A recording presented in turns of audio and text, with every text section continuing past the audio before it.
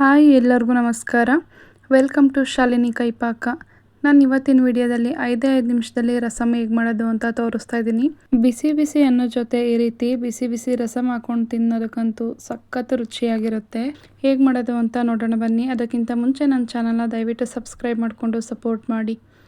ಇವಾಗ ಇಲ್ಲಿ ಒಂದು ಚಿಕ್ಕ ಬೌಲ್ ತೊಗೊಂಡಿದ್ದೀನಿ. ಅದರಲ್ಲಿ ಚಿಕ್ಕ ನಲ್ಲಿಕಾಯಿ ಬರುತ್ತಲ್ಲ ಅಷ್ಟು ಗಾತ್ರದಷ್ಟು ಹುಣಸೆ ಹಣ್ಣನ್ನು ನೆನೆಕೊಂಡಿದ್ದೀನಿ. ಈ ಕಡೆ ಒಂದು ಪಾತ್ರೆ ಬಿಸಿ ಇಟ್ಕೊಂಡು ಪಾತ್ರೆ ಬಿಸಿ ಆದಮೇಲೆ 1 ಸ್ಪೂನ್ ಆಗುವಷ್ಟು ಜೀರಿಗೆ, 1 ಸ್ಪೂನ್ ಆಗುವಷ್ಟು ಮೆಣಸುಗಳನ್ನು ಹಾಕ್ಕೊಳ್ತಾ ಇದ್ದೀನಿ. ಇದಿಷ್ಟನ್ನು ಹಾಕ್ಕೊಂಡು ಡ್ರೈ ರೋಸ್ಟ್ ಮಾಡ್ಕೋಬೇಕು. ಎಣ್ಣೆ ತುಪ್ಪ ಯಾವುದನ್ನು ಹಾಕೋ ಅವಶ್ಯಕತೆ ಇರಲ್ಲ. ಜಾಸ್ತಿ ಕ್ವಾಂಟಿಟಿಲಿ ಮಾಡೋದಾದರೆ ಮೆಣಸು ಮತ್ತು ಜೀರಿಗೆನ ಜಾಸ್ತಿ ಹಾಕ್ಕೊಳ್ಳಿ. ಒಂದು 2 ನಿಮಿಷ ಲೈಟಾಗಿ ಸ್ಮೆಲ್ ಬರೋಕ್ಕೆ ಸ್ಟಾರ್ಟ್ ಆದಮೇಲೆ 3 ಅಥವಾ 4 ಬ್ಯಾಡಗಿ ಮೆಣಸಿನ್ಕಾಯಿನ ಹಾಕ್ಕೊಳ್ತಾ ಇದ್ದೀನಿ, ಅಥವಾ 2 ಗುಂಟೂರು ಮೆಣಸಿನ್ಕಾಯಿನೂ ಕೂಡ ಹಾಕೋಬೋದು. 1 ಕಡ್ಡಿ ಕರಿಬೇವಿನ ಎಲೆನ ಹಾಕ್ಕೊಳ್ತಾ ಇದ್ದೀನಿ. ಖಾರ ನೋಡಿ ಮೆಣಸಿನ್ಕಾಯಿನ ಹಾಕ್ಕೊಳ್ಳಿ. ಮೆಣಸು ಕಾಳು ಕೂಡ ಹಾಕಿರ್ತೀವಿ. 5 ರಿಂದ 6 ಎಸ್ಲಾಗುವಷ್ಟು ಬೆಳ್ಳುಳ್ಳಿನ ಹಾಕ್ಕೊಂಡು ಸ್ಟವ್ ಆಫ್ ಮಾಡಿ. ಇವಾಗ ಕಂಪ್ಲೀಟಾಗಿ ತಣ್ಣಗಾದ್ಮೇಲೆ ಮಿಕ್ಸಿ ಜಾರ್ಗೆ ಹಾಕೋಬೇಕು. ಟೇಸ್ಟು ತುಂಬಾ ಚೆನ್ನಾಗಿರುತ್ತೆ. 5 ನಿಮಿಷ ಟೈಮ್ ಇದ್ದರೆ ಸಾಕು. ಕ್ವಿಕ್ಕಾಗಿ ಈ ರೀತಿ ರಸಮ್ನ ಒಂದ್ಸಲ ಟ್ರೈ ಮಾಡಿ. ಇವಾಗ ಇದಿಷ್ಟನ್ನು ಮಿಕ್ಸಿ ಜಾರ್ಗೆ ಹಾಕೊಂಡು ಆದಮೇಲೆ ನೆನೆಸಿಟ್ಕೊಂಡಿರೋಂಥ ಹುಣಸೆ ಹಣ್ಣನ್ನು ಹಾಕ್ಕೊಳ್ತಾ ಇದ್ದೀನಿ. ಇವಾಗ ಇದಕ್ಕೆ ರುಬ್ಬೋದಕ್ಕೆ 1 ಟೊಮೆಟೊನ ಕಟ್ ಮಾಡಿ ಹಾಕೋಬೇಕು. ಚಿಕ್ಕ ಸೈಜ್ದು 1 ಟೊಮೆಟೊ ಹಾಕ್ಕೊಂಡು 2 ರಿಂದ 3 ಕಡ್ಡಿಯಷ್ಟು ಕೊತ್ತಂಬರಿ ಸೊಪ್ಪನ್ನು ಹಾಕ್ಕೊಂಡು ನೈಸಾಗಿ ಪೇಸ್ಟ್ ಮಾಡಿ ಇಟ್ಕೋಬೇಕು.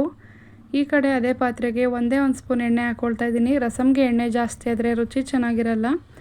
ಎಣ್ಣೆ ಬಿಸಿ ಆದಮೇಲೆ 1/4 ಸ್ಪೂನ್ ಜೀರಿಗೆ, 1/4 ಸ್ಪೂನ್ ಸಾಸಿವೆ ಹಾಕ್ಕೊಂಡು 2 ಒಣಮೆಣ್ಸಿನ್ಕಾಯಿನ ಹಾಕ್ಕೊಂಡು ಒಂದು ಅರ್ಧ ನಿಮಿಷ ಫ್ರೈ ಆದಮೇಲೆ 1 ಕಡ್ಡಿ ಕರಿಬೇವಿನ ಎಲೆ, 1 ಗಡ್ಡೆ ಬೆಳ್ಳುಳ್ಳಿನ ಸಿಪ್ಪೆ ತೆಗೆದು ಜಜ್ಜಿಟ್ಕೊಂಡಿರೋದನ್ನು ಹಾಕ್ಕೊಳ್ತಾ ಇದ್ದೀನಿ.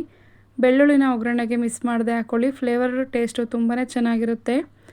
ಅದಿಷ್ಟು ಫ್ರೈ ಆದಮೇಲೆ 1 ಟೊಮೆಟೊನ ಈ ರೀತಿ ಸಣ್ಣದಾಗಿ ಕಟ್ ಮಾಡಿ ಹಾಕ್ಕೊಳ್ತಾ ಇದ್ದೀನಿ. ಟೊಮೆಟೊ ಒಂದು 1/4 ಭಾಗ ಫ್ರೈ ಆದಮೇಲೆ ಸ್ವಲ್ಪ ಉಪ್ಪು, ಸ್ವಲ್ಪ ಅರಿಶಿನ ಹಾಕ್ಕೊಂಡು ಸ್ವಲ್ಪ ಹಿಂಗನ್ನು ಹಾಕ್ಕೊಂಡು ಚೆನ್ನಾಗಿ ಫ್ರೈ ಮಾಡ್ಕೋಬೇಕು. ಟೊಮೆಟೊ ಹಣ್ಣಾಗಿರೋದು ಹಾಕೊಂಡ್ರೆ ಟೇಸ್ಟು ತುಂಬಾ ಚೆನ್ನಾಗಿರುತ್ತೆ. ಟೊಮೆಟೊ ಕಂಪ್ಲೀಟಾಗಿ ಸಾಫ್ಟಾಗಿ ಫ್ರೈ ಆದಮೇಲೆ ರುಬ್ಬಿಟ್ಕೊಂಡಿರೋ ಅಂಥ ಪೇಸ್ಟನ್ನು ಹಾಕ್ಕೊಳ್ತಾ ಇದ್ದೀನಿ. ಪೇಸ್ಟ್ ಹಾಕ್ಕೊಂಡು ಒಂದು 2 ನಿಮಿಷ ಸುತ್ತ ಎಣ್ಣೆ ಬಿಡೋವರೆಗೂ ಫ್ರೈ ಮಾಡ್ಕೋಬೇಕು.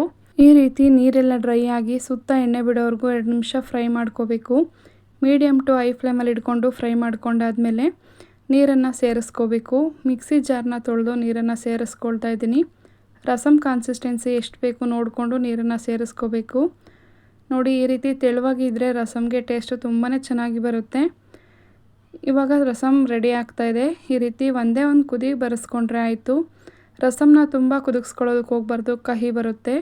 2 ನಿಮಿಷ ಕುದಿಸ್ಕೊಂಡು ಸ್ಟವ್ ಆಫ್ ಮಾಡಿ ಲಾಸ್ಟಲ್ಲಿ ಕೊತ್ತಂಬರಿ ಸೊಪ್ಪನ್ನ ಸೇರಿಸ್ಕೊಂಡ್ರೆ ತುಂಬಾ ಟೇಸ್ಟಿಯಾಗಿರೋವಂಥ ರಸಮ್ ರೆಡಿ.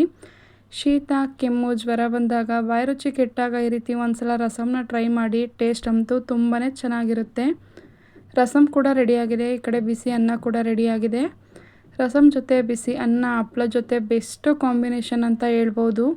5 ನಿಮಿಷ ಟೈಮ್ ಇದ್ದರೆ ಸಾಕು. ಈ ರಸಮ್ನ ನೀವು ಒಂದ್ಸಲ ನಿಮ್ಮ ಮನೇಲಿ ಟ್ರೈ ಮಾಡಿ. ಟೇಸ್ಟ್ ಹೇಗೆ ಬಂತು ಅಂತ ಕಮೆಂಟ್ ಮಾಡೋದನ್ನು ಮರಿಬೇಡಿ. ಈ ರೆಸಿಪಿ ಇಷ್ಟ ಆಗಿದ್ರೆ ವಿಡಿಯೋಗೊಂದು ಲೈಕ್ ಮಾಡಿ, ಶೇರ್ ಮಾಡಿ.